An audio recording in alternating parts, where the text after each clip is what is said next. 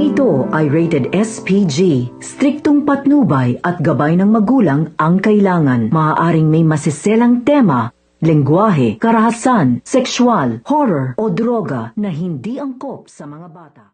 Sa nakaraang episode nga ng Sigabo, nauwi nga sa matinding trahedya itong operasyon ng paggigibanga ng mga bahay dito sa Ginintuang Lupa nang magpaputok nga ng baril itong si Django. Sa gitna ng kaguluhan, si Rudy ang tinamaan ng bala, dahilan upang magtakbuhan at magpanik lalo ang mga tao sa paligid.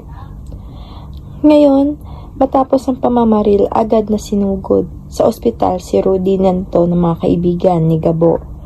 Habang patuloy ang pagdarasal ng kanyang pamilya na sana ay maligtas pa siya sa ospital, halos mawala ng lakas itong si Tess.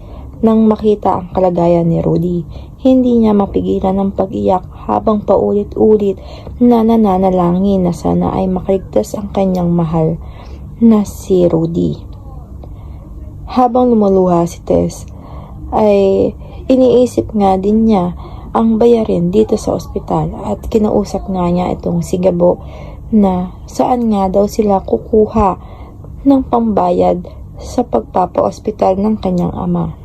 Habang nasa bingit nga ng kamatayang itong si Rudy ay patuloy ngang nagmamalimos itong grupo ni Gabo sa tapat ng simbahan ng Quiapo at patuloy nga din silang kinukutsa ng mga tao dito na malalaki nga daw ang kanilang katawan kung bakit hindi nga sila humanap ng mga trabaho. At nahihiya na nga itong si Gabo sa kanyang mga kaibigan. Aantayin nga natin kung ano pa ang mga mangyayari dito nga sa tatay ni Gabo na si Rudy. Abang ng mga susunod na bahagi, dito nga lang yan sa Sigabo.